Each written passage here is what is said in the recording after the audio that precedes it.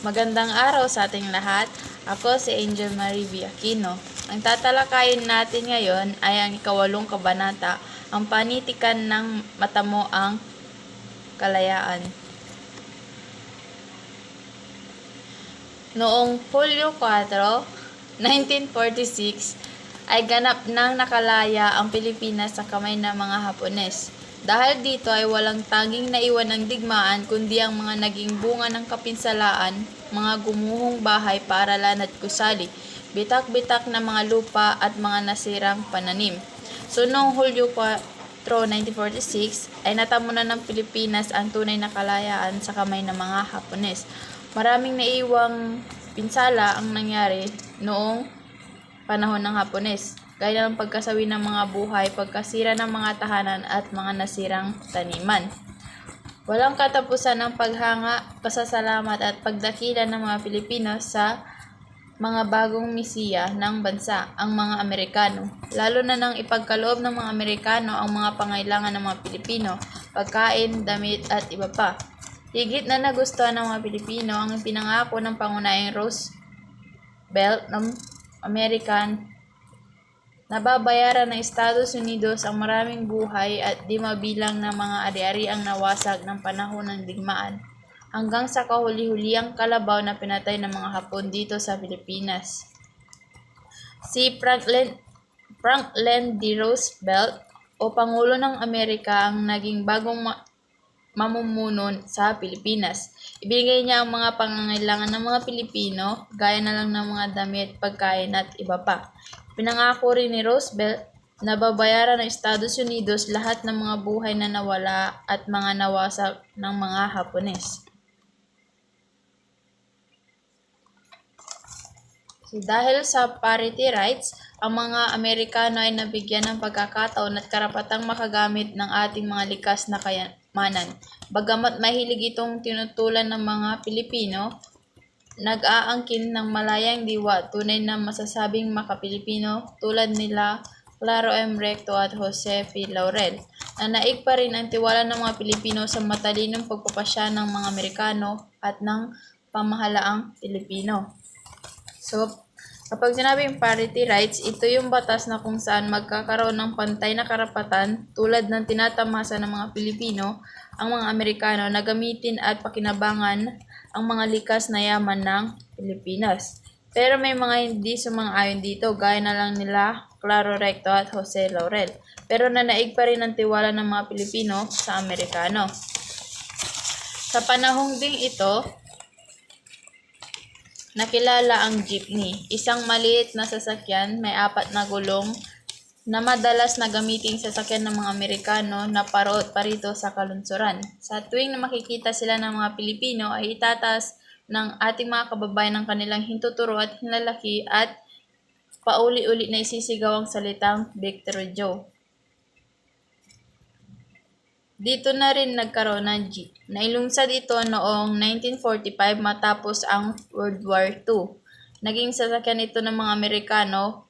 Kapag nakakakita raw sila ng Pilipino, lagi silang sinisigaw ang Victory Joe o ang pagkapanalo ng mga Amerikano para sa Pilipinas. Ang Joe na pangalan doon ay galing sa English na pangalan ni Jose Hernandez at ang Victory Liner or pangalan yun ng kanyang transport business.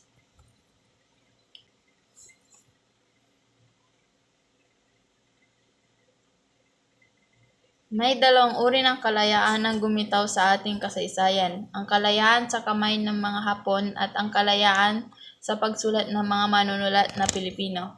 Ang mga Pilipinong manunulat na nahirati sa pagsulat ng mga akda sa Tagalog dahil na rin sa mahigpit na pag-utos ng mga Hapon ay nagpa siyang sumulat ulit sa English.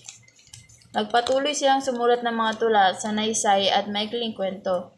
Lumaganap ang mga babasahin sa bansa na naglalaman ng mahalagang impormasyon at mga akdang pampanitikan.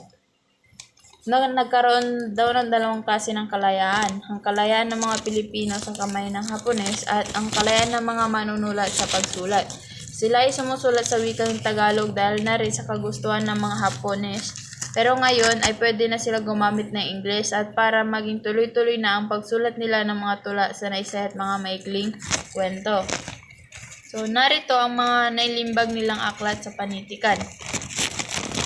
Mga piling katha ni Alejandro G. Abadela, maikling kathang Tagalog ni Teodoro A. Agoncillo, Ako'y Isang Tinig ni Genoveva Edrosa Matot, mga piling sanaysay ni Alejandro G. Abadela, maikling katha ng 20 pangunahing author ni Alejandro at Ponciano Pineda.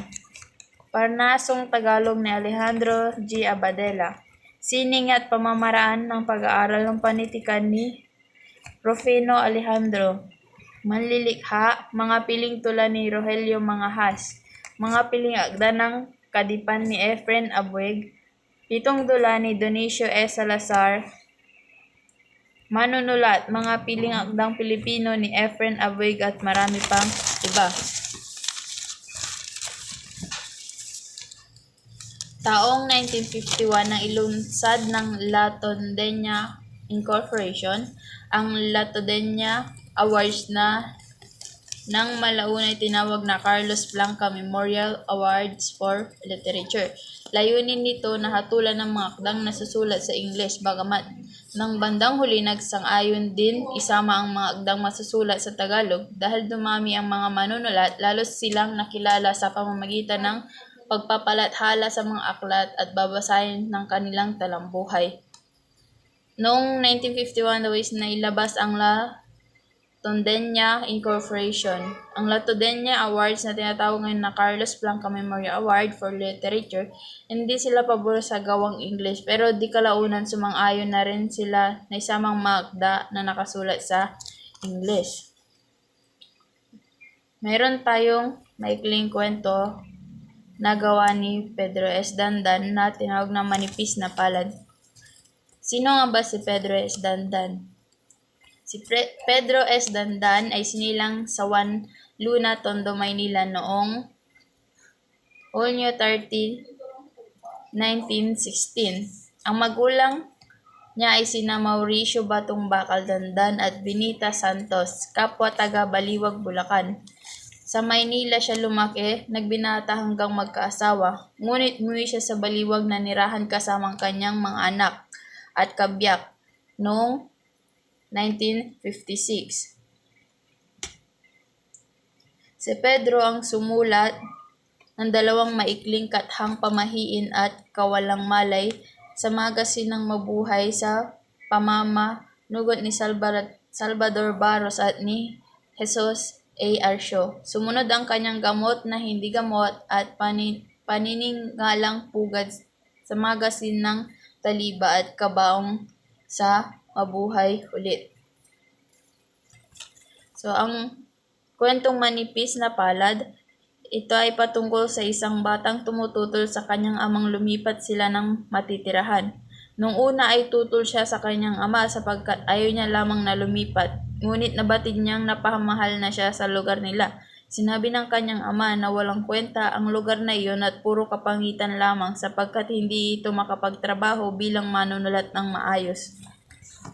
Ang truck na dumating ay sumisimbolo sa paglipat nila sa dampalit at sila ay aalis na sa kanilang lumang bahay sa looban.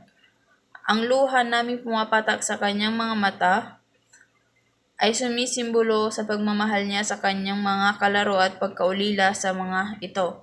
Ang kanya namang mga malalamang braso ay sumisimbolo na siya ay laman ng mga baras at palakasan. Lamang.